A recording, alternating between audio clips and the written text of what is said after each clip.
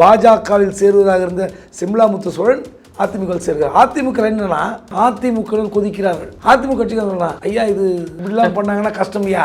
கட்சியினுடைய தலைவரே வேற கட்சியின் சின்னத்தில் என்றால் எப்படி? அதனால் பம்பரம் சின்னத்தில் தான் நிற்போம், திருச்சி தான் வேண்டும் என்று கேட்கிறார். இது முடியாத பட்சத்தில் ஒரு கூட்டம் போடுறார். நெருக்கடி கொடுக்கலாம்னு நினைச்சாரு. நெருக்கடியெல்லாம் கொடுக்காதீங்க வாங்கன்னு கூப்பிட்டுருக்காங்க. அநேகமாக இன்று மாலை நம்ம இந்த செய்தி வெளியிடுவதற்கு முன்பாகவோ பின்பாகவோ அநேகமாக அறிவாலயத்தில் வருவதற்கு வாய்ப்பு இருக்கிறது. இந்த வேட்பாளர்கள் பட்டியலே சொல்கிறேன் யாருக்கு வாய்ப்பு இருக்கிறதுன்னு. இப்போ வந்து இந்த பட்டியல் வந்து ஒரு 10 தொகுதி 15 தொகுதிக்கு இருக்குது. நான் சொல்கிறேன், சில கூட்டணி வேட்பாளர்களையும் சொல்கிறேன். BW தமிழ் எலெக்ஷன் எக்ஸ்க்ளூசிவ் நிகழ்ச்சிக்கு உங்களை வரவேற்கிறேன். வணக்கம் சார். வணக்கம் சார். திமுகவினுடைய துணை பொதுச் செயலாளராக பல ஆண்டுகள் இருந்த சர்க்குண பாண்டியனுடைய மருமகள் ஜெயலலிதாவை எதிர்த்து போட்டியிட்ட சிம்லா முத்துச்சோழன் அதிமுக பக்கம் போயிருக்காங்க. என்ன நடந்துச்சு? திமுகவில் அவருக்கு இன்னும் வளர்ச்சி பதவிகள் கிடைக்குமா கிடைக்காதா என்பது அவருக்கு எதிர்காலமே ஒரு கேள்விக்குறியாக இருந்தது. இந்த நிலைமையில் பாஜகவில் சேருவதற்கு முதலில் முயற்சிக்கிறார் சிம்லா முத்து சோழன். அடுத்து அங்கே சிம்லா முத்து சோழன் பாஜகவில் சேர்ந்தால் என்ன பதவி என்று கேட்கிறார். நெல்லை எம்பி கொடுப்பீர்களா? ஏற்கனவே நெல்லைக்கு அடிதடி. இவங்க என்ன பதவியில் இருந்தாங்க? நெல்லை எம்பிக்கு நயினார் நாகேந்திரன் கருநாகராஜன் போட்டி. ஆமாம். இந்த நிலைமையில் இந்த அம்மாவும் கூட போட்டிக்கிட்டேங்க கட்சியில் சேருங்க சீட்டெல்லாம் அப்புறம் பேசிப்போன்ட்டாங்க. திடுதிப்புன்னு அதிமுகவில் போய் சேர்றாங்க.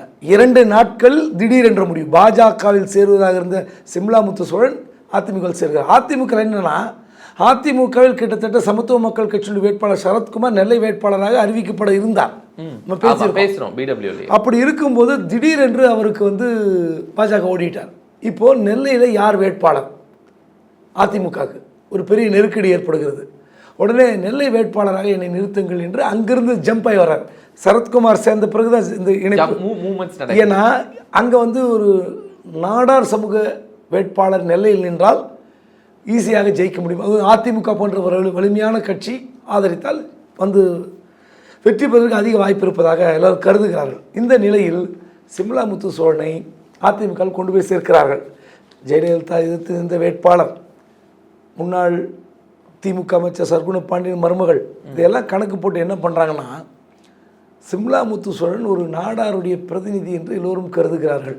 அந்த அளவுக்கு உண்மையாக சவுண்ட் கேண்டிடேட் அவங்க முதல்ல ஒரு உள் விவகாரத்தை பேசுகிறது. ஜாதி விவகாரம் தான். இதை பேசலாமா பேசக்கூடாதுன்னு பெரும் விவாதம்லாம் வரும். ஆனால் உண்மையில் அதிமுக எதை நம்பி சேர்க்கிறார்கள்?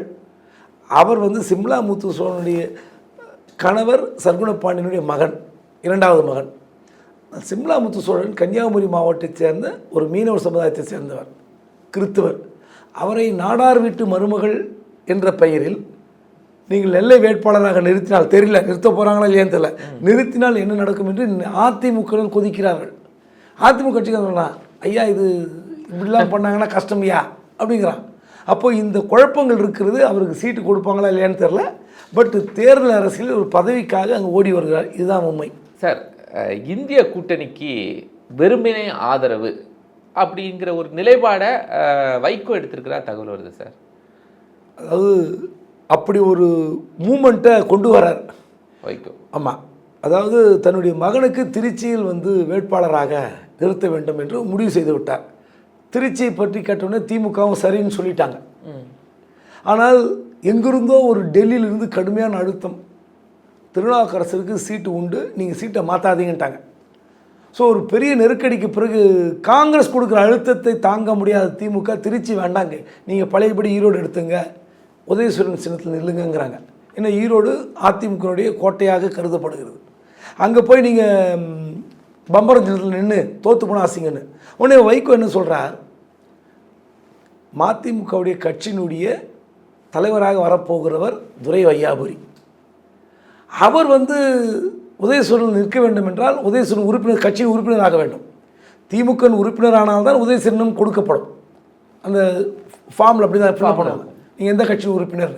அப்படி இருக்கும்போது கட்சியினுடைய தலைவரே வேறு கட்சியின் சின்னத்தில் என்றால் எப்படி? அதனால் பம்பரம் சின்னத்தில் தான் நிற்போம், திருச்சி தான் வேண்டும் என்று கேட்கிறார். இது முடியாத பட்சத்தில் ஒரு கூட்டம் போடுறார். அந்த கூட்டம் தான் இன்றைக்கி நடந்தது. அதில் என்னென்னா, நீங்கள் சொன்ன மாதிரி இந்தியா கூட்டணிக்கு ஆதரவு அளித்து விடுகிறேன், தேர்தலே வேண்டாம் அரசியல் வேண்டாம், போட்டி வேண்டாம், நம்ம கட்சி வந்து ஆதரவு கொடுத்துருவோங்கிறார். Emotional decision. இப்படி தான் 2011 ஜெயலலிதா அவர்கள் 6 சீட்டு கொடுத்தாங்க சட்டமன்ற தேர்தலில். தேர்தல் துறவரம், அரசியல் துறவரம் ஓடி போயிட்டார். அப்படி ஒரு தவறான முடிவை வைகோ எடுத்து விடணும்னு சொல்லிட்டு எல்லாரும் போய் அவரை காம்ப்ரமைஸ் பண்ணுறாங்க. அந்த கூட்டம் இன்னைக்கு நடந்துச்சு. ஆமாம், அப்படி இல்லைன்னா தேர்தலில் இருந்து விலகிற மாதிரிலாம் பிளான் இருக்கு. அப்படிலாம் தேர்தலில் விட்டு விலகினா பையன் விட மாட்டான். பையனுக்கு இந்த எம்பி ஆகணும் ஆசை. அந்த கட்சி வந்து எப்படியாவது பம்பர் செலுத்தி நின்னால்தான் அந்த கட்சிக்கு அங்கீகாரம் கிடைக்கும். அதனால் திமுக எப்படியும் கொடுத்துருவாங்கன்னு நினைக்கிறேன். பம்பர் செலுத்தி நில்லுங்கள், தொகுதி மட்டும் நம்ம டிசைட் பண்ணலான்னு இருக்காங்க. எப்படியும் ஒரு சீட்டு, லோக்சபா சீட்டு மதிமுக உண்டு. அது எங்கேன்னு தெரியல.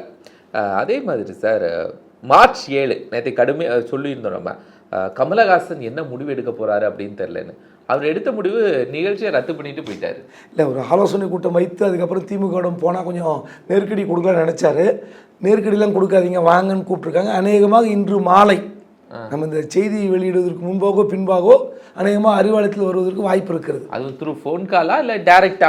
நேரடியாக வந்து பேசுவதற்கு வாய்ப்பு இருக்கிறது. யாரெல்லாம் சார்? கமல் வருவார், கமலோட 4 பேர் வருவாங்க. அதுக்கெல்லாம் இதெல்லாமா கேட்பீங்க? பாஜக அடுத்தது 1-2 நாளில் முடிவு வரப்போகுதுன்னு சொல்கிறாங்க. வேட்பாளர் லிஸ்ட்டு கூட்டணி முடிவாகுதோ இல்லையோ, வேட்பாளர் லிஸ்ட்டு வந்துடும். ஃபர்ஸ்ட் லிஸ்ட்டை போட்டுட்டாங்க. செகண்ட் லிஸ்ட் எப்படி இருக்க போகுது? முதல் பட்டியல் 195 இடங்கள் வெளியிடப்பட்டது. அதில் தமிழ்நாடு இல்லை. ஆனால் இப்போது 2வது பட்டியல் வெளியிட போகிறாங்க. அதில் வந்து கண்டிப்பாக தமிழ்நாடு இருக்குது. 2-1 நாட்கள் வரலாம். அது நமக்கு கிடைத்த ஒரு தகவலின் அடிப்படையில் இந்த வேட்பாளர்கள் பட்டியலே சொல்கிறேன் யாருக்கு வாய்ப்பு இருக்கிறதுன்னு. சில தொகுதியில் முதல்ல போட்டியிடுற லிஸ்ட் வந்திருக்கு. கிட்டத்தட்ட தமிழ்நாட்டில் 25லிருந்து 30 இடங்களில் பாஜக போட்டியிடும். அதிகமாக பெண்களுக்கு வாய்ப்பு இருக்கிறது. அது பாஜகவுடைய மாநிலத்தில் அண்ணாமலையே சொல்லியிருக்கார். இப்போ வந்து இந்த பட்டியல் வந்து ஒரு 10 தொகுதி 15 தொகுதிக்கு இருக்குது. நான் சொல்கிறேன், சில கூட்டணி வேட்பாளர்களையும் சொல்கிறேன். வட சென்னையில் வழக்கறிஞர் பால் கனகராஜ் அல்லது ஊடகப் பிரிவு தலைவர் ஏஎன்எஸ் பிரசாத், 2 பேரில் யாராவது ஒருவருக்கு வாய்ப்பு. தென் சென்னையில் எஸ்ஜி சூர்யா அல்லது கருநாகராஜன். மத்திய சென்னையில் வினோஜ் பா செல்வம் அல்லது குஷ்பு. கோவையில் மாநில தலைவர் அண்ணாமலை அல்லது கோவை தெற்கு தொகுதி எம்எல்ஏ வானதி சீனிவாசன். நெல்லையில் நயினார் நாகேந்திரன் கன்ஃபார்ம். கன்னியாகுமரியில் பொன்னார்.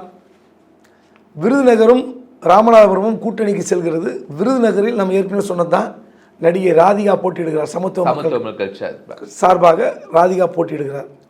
ராமநாதபுரத்தில் அது பெரிய குழப்பத்திற்கிடையே முடிவு செய்யப்பட்டிருக்கிறது. அங்கே இருக்கிற கருப்பு முருகானந்தம் ரொம்ப ஆசையோடு இன்னும் எதிர்பார்ப்போடு வேலை பார்த்தார். எனக்கு எப்படி சீட்டு கொடுக்கணும்னு கேட்டார். அதை மீறி தேவநாதன் யாதவ் கட்சி சார்ந்த அவருக்கு தருகிறார். வேலூரில் ஏசி சண்முகம், பெரம்பலூரில் பாரிவேந்தர், ஈரோட்டில் விடியல் சேகர் தமிழ் மாநில காங்கிரஸ், சிதம்பரத்தில் பாஜகவில் தடா பெரியசாமி. இப்படி எல்லோருக்கும் சீட்டு வந்து இப்படி ஒதுக்கப்பட்டிருக்கிறது. நான் சொன்ன 2 பேர் பட்டியலில் யாராவது ஒருத்தருக்கு வாய்ப்பு இருக்கிறது. இந்த பட்டியலில் வந்து ஒரு பெண் வேட்பாளர் கண்டிப்பாக வருவார். அது வந்து எந்த இடம் தெரியல. இந்த சொன்னதிலே கூட மாறு வாய்ப்பு இருக்குன்றாங்க. இன்னும் 3-4 தொகுதிகள் இருக்கிறது, உறுதி செய்யப்படவில்லை. அநேகமாக 8ஆம் தேதி இரவு அல்லது 9ஆம் தேதி கண்டிப்பாக பாஜக முதல் பட்டியல் தமிழ்நாடு பட்டியல் வந்துவிடும். உண்மையாகவே பாஜக வேட்பாளர் பட்டியல் பெரிய எதிர்பார்ப்பு தான். திமுகவோட யார் வரப்போகிறாங்க, என்ன பெரிய காம்படிஷன் இருக்குது. பார்ப்போம் சார். நாளைக்கு இன்னும் நிறைய தகவல்களோட நிகழ்ச்சியில் சந்திக்கிறேன். நன்றி. வணக்கம்.